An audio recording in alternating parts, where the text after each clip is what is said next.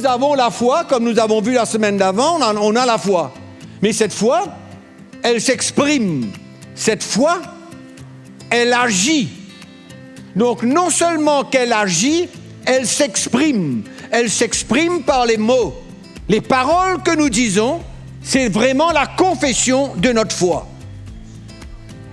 Et les choses que nous faisons sont les actions de notre foi.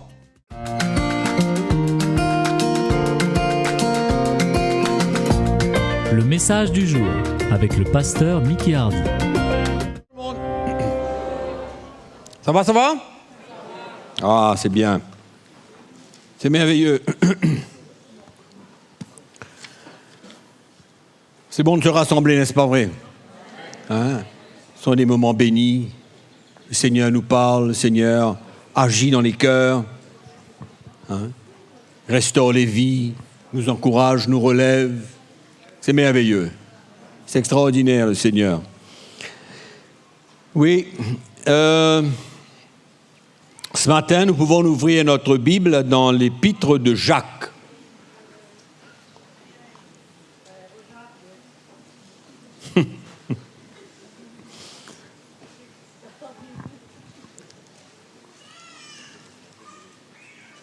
L'épître de Jacques, chapitre 2.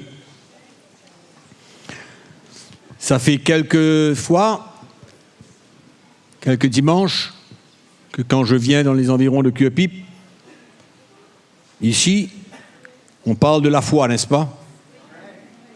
On parle de la foi. Et nous allons lire à partir du verset 14.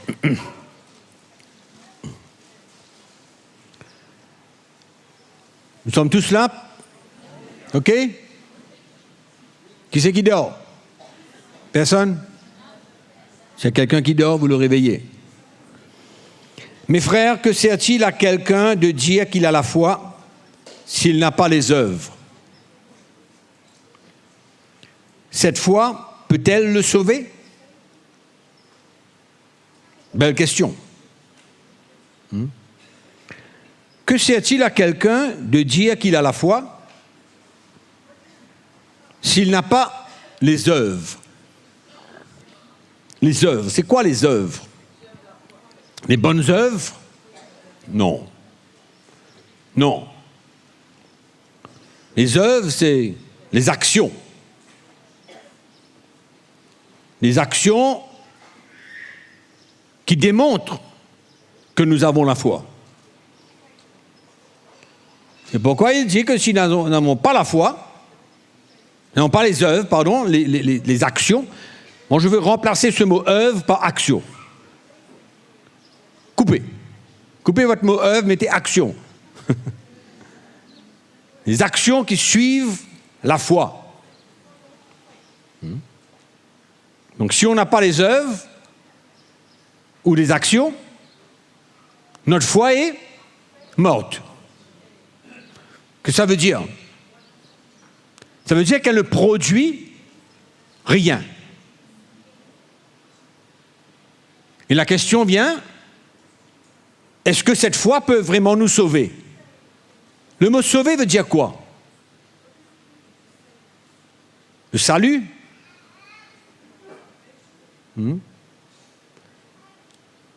Cette foi peut-elle nous sauver? Cette foi, sans les actions, peut-elle nous sauver? Ça veut dire beaucoup de choses. Ça veut dire que souvent, s'il n'y a pas d'action qui suit la foi, on ne pourra pas obtenir ce que Dieu veut à travers nous. Une chose.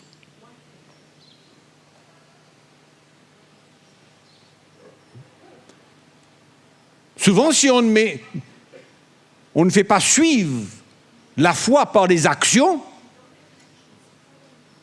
mais on ne recevra rien.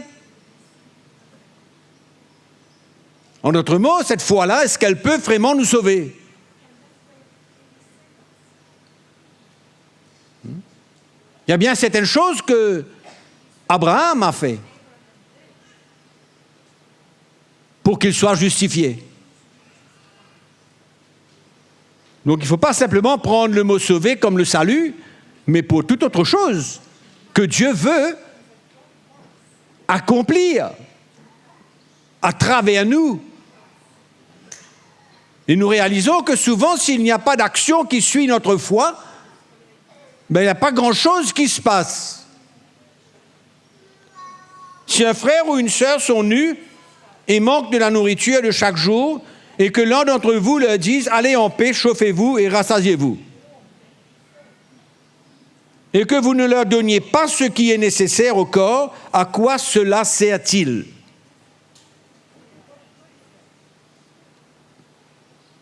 On bénit le frère, on bénit la sœur, c'est un exemple. On le bénit, on la bénit, on lui dit que le Seigneur pourvoie à tes besoins, va te réchauffer sans rien faire. Donc finalement, ce qu'on lui dit ne sert pas à grand-chose.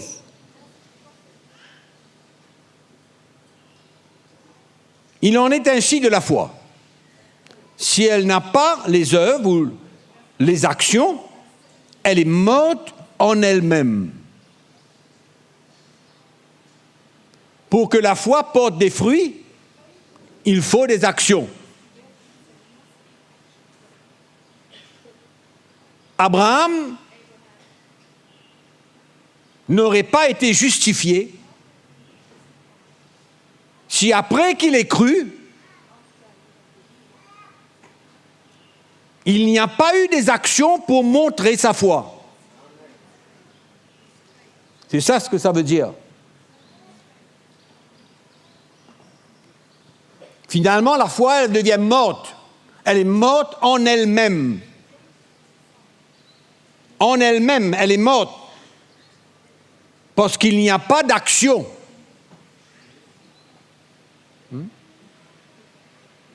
Quand Dieu a demandé à Noé de construire une arche, il a cru, mais il a fallu qu'il la construise. Oui ou non? Il a fallu qu'il la construise. Et c'est comme ça que Noé a été justifié. De la même manière. Par la foi. Mais quelqu'un dira, toi tu as la foi et moi j'ai les œuvres. Montre-moi ta foi sans les œuvres et moi je te montrerai la foi sans mes œuvres.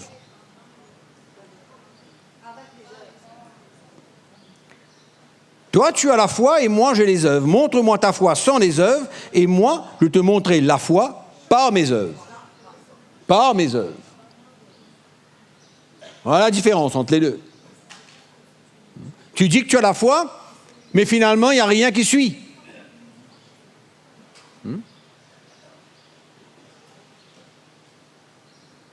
Mais moi, j'ai la foi avec les œuvres.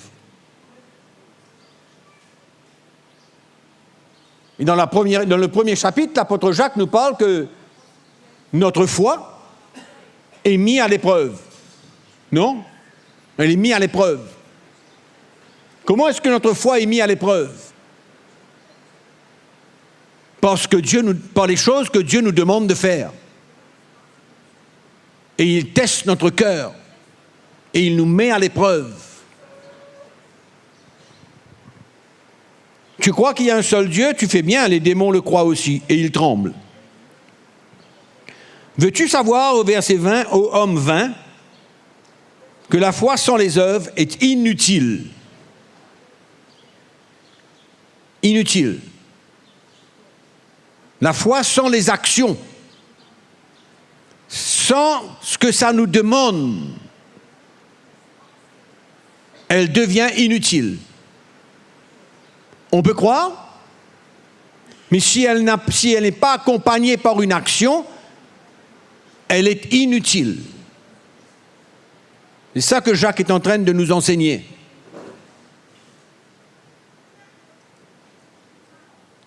Abraham, notre père, ne fut-il pas justifié par les œuvres lorsqu'il offrit son fils Isaac sur l'autel?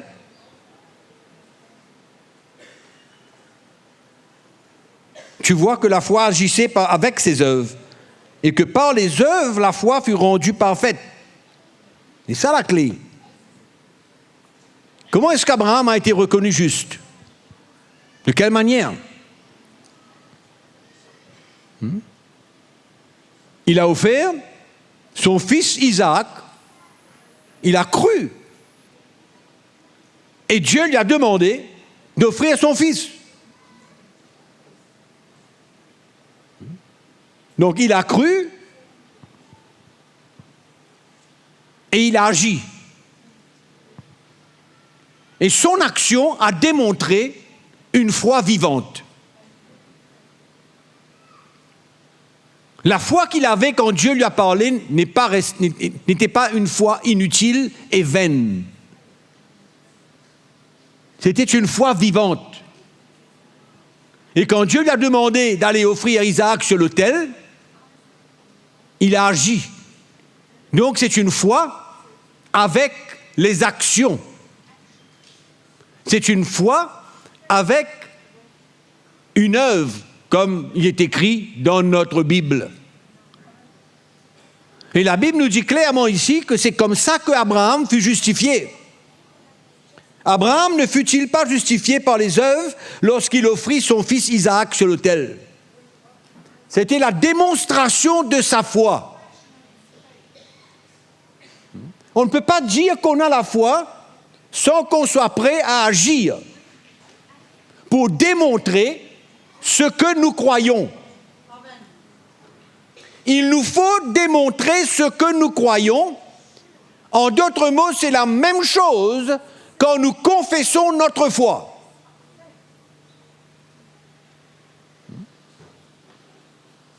Quand nous avons la foi, comme nous avons vu la semaine d'avant, on a la foi. Mais cette foi, elle s'exprime. Cette foi, elle agit. Donc non seulement qu'elle agit, elle s'exprime. Elle s'exprime par les mots. Ouvrez votre Bible dans l'évangile de Marc. Vous allez voir ce que Jésus a fait. Quand il a dit au figuier que jamais personne ne mange de ton fruit. Est-ce que ce sont ces paroles qui ont tué le figuier? Ou c'était la foi que Jésus avait exprimée par des mots qui ont tué le figuier? Donc il fallait que Jésus ait premièrement la foi dans son cœur. C'est alors qu'il a parlé au figuier et le figuier est mort. C'est la même chose. Quand nous avons la foi, cette foi doit être agissante. En d'autres mots, nous avons besoin d'agir par des actions que Dieu nous demande. Si tu crois dans ton cœur, tu diras à cette montagne, va et jette-toi dans la mer. Non pas si tu dis seulement, mais si tu crois dans ton cœur et tu dis. Les paroles que nous disons, c'est vraiment la confession de notre foi. Et les choses que nous faisons sont les actions de notre foi. La même chose. Les paroles que nous faisons, les actions que nous faisons, les paroles que nous disons, les paroles que nous faisons démontrent le fruit, démontrent que nous avons la foi et que cette foi, elle est vivante et elle n'est pas morte. Elle n'est pas simplement quelque chose qu'on dit qu'on a. Si tu crois dans ton cœur et que tu dis à cette montagne, ôte-toi de là et va te jeter dans la mer. Même chose. Abraham a cru et qu'est-ce qu'il a fait? Quand Dieu lui a demandé d'aller sacrifier son fils, c'était l'action qu'il devait faire pour démontrer sa foi. Et c'est ça notre vie de tous les jours. C'est comme ça que nous avons besoin de vivre tous les jours. Puisque nous avons la foi, elle a besoin d'être vivante et pas morte. Elle demande des actions. Elle demande des paroles.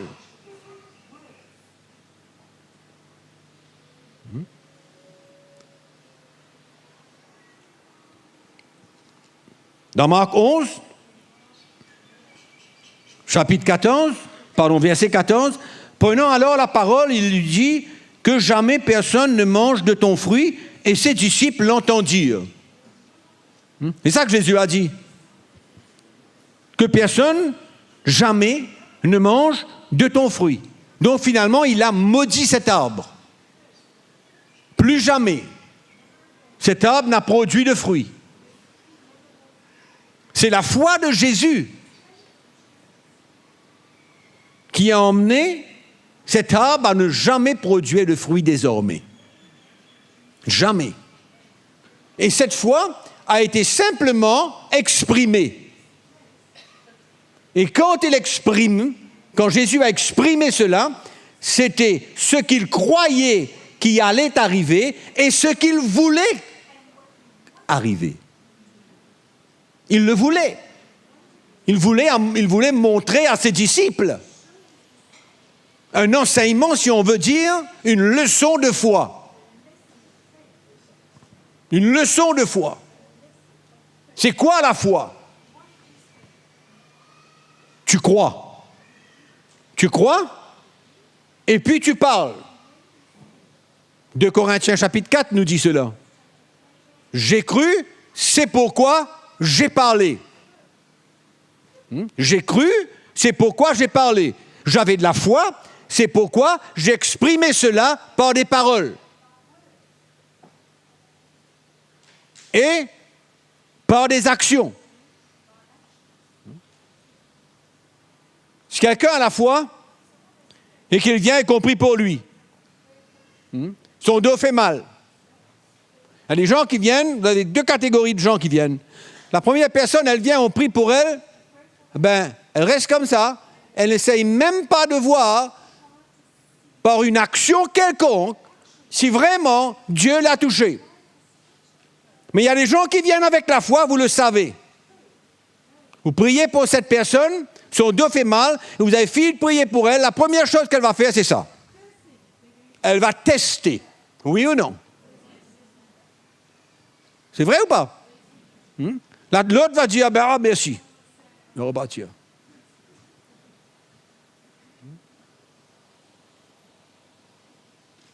La foi, elle est agissante. Elle agit. Il y a une démonstration, il y a une action. Il y a quelque chose qu'on fait.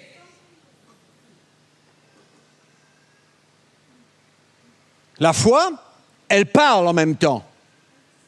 Elle communique. C'est ça qui crée.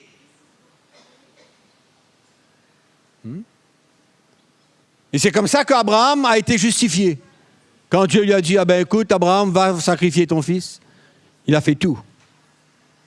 Par la foi. Et on retourne dans l'épître de Jacques.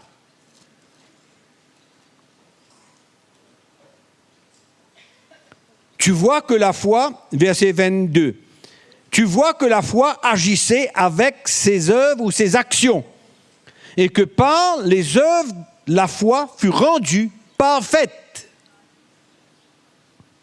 Amen. Par les œuvres, la foi fut rendue parfaite.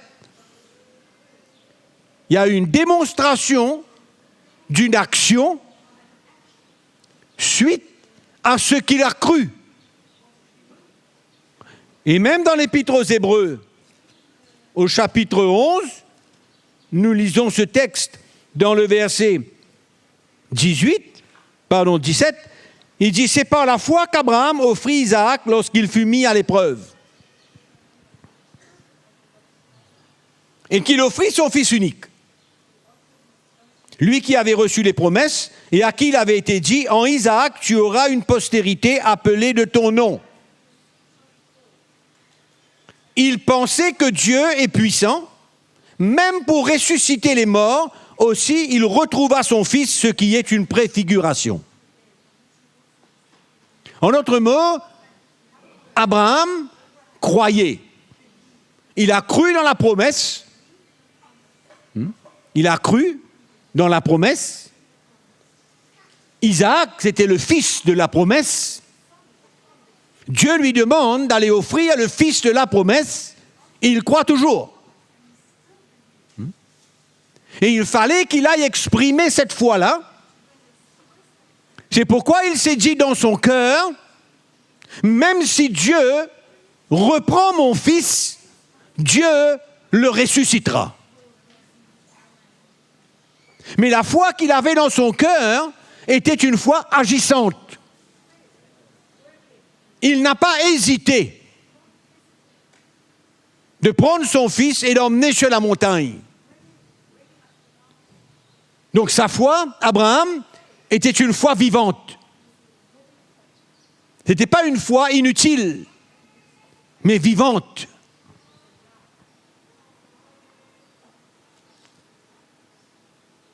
Ainsi s'accomplit ce que dit l'Écriture. Abraham crut à Dieu et cela lui fut imputé à justice. Et il fut appelé ami de Dieu. Donc vous voyez que l'homme est justifié par les actions et non par la foi seulement.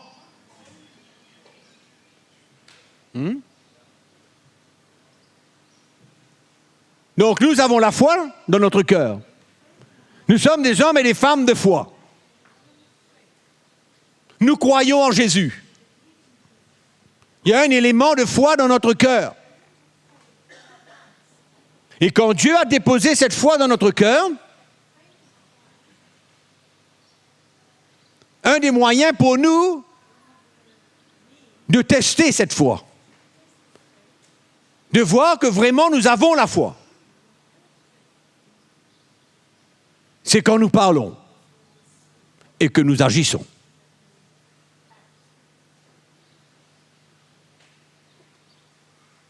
La foi va produire des paroles pour démontrer la réalité de ce que nous croyons.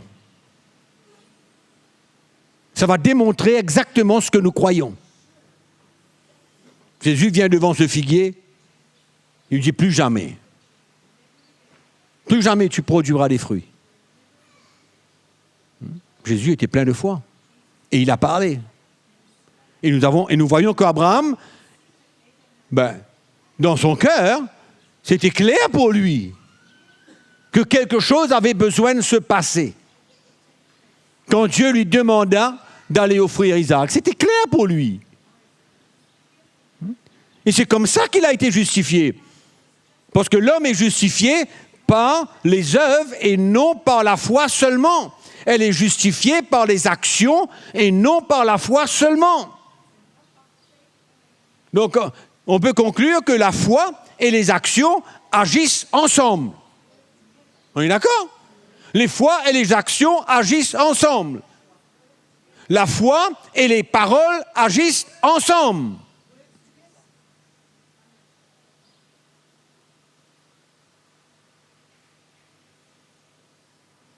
Si quelqu'un ne parle jamais et n'exprime jamais sa foi, c'est qu'elle est morte. C'est qu'elle est morte.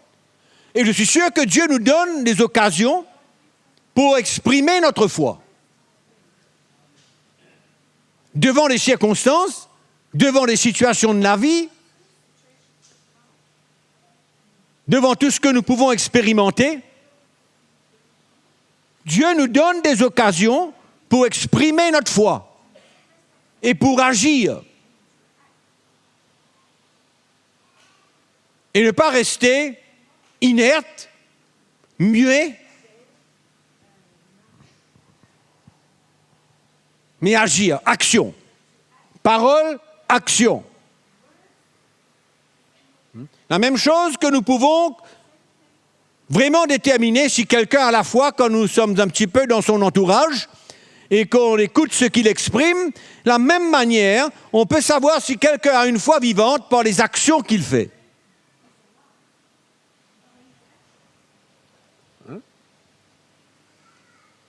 Ou quelqu'un se retire facilement dans une situation.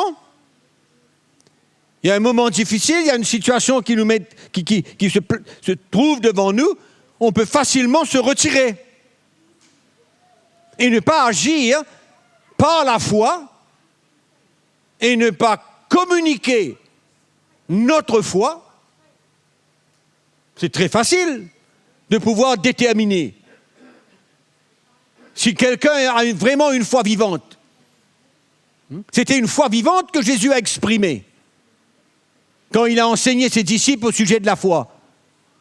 Il l'a démontré, lui. Il a démontré qu'il avait une foi vivante dans son cœur et il a parlé clairement à ce figuier. Et Abraham, qu'est-ce qu'il a fait? Il a démontré clairement qu'il croyait en ce que Dieu lui avait dit. Il croyait dans cette promesse et il a agi selon la foi vivante dans son cœur. Il n'a pas reculé. Il n'a pas hésité. Il a agi. Et l'apôtre Jacques nous donne un autre exemple. Un exemple extraordinaire. C'est concernant Rahab la prostituée. Il dit, Rahab la prostituée ne fut-elle pas également justifiée par les œuvres lorsqu'elle reçut les messagers et qu'elle les fit partir par un autre chemin? Peut-être qu'on peut regarder un petit peu ce texte de Josué chapitre 2. On va découvrir comment est-ce que Rahab a été justifiée. La foi est agissante par les actions. La foi ne recule pas. La foi qui est vivante, elle agit. Et c'est ça qui nous donne la victoire. Et c'est ça qui nous sauve. Et elle ne reste pas inutile. Elle n'est pas morte. Elle est morte quand il n'y a pas d'action. Mais s'il n'y a pas d'action, s'il n'y a pas de parole, qu'est-ce qui se passe? S'il n'y a pas une confession de ce qu'on croit, s'il n'y a pas une action qui suit ce qu'on croit, cette foi, elle demeure morte. Merci de nous avoir suivis. À bientôt pour la suite de ce message.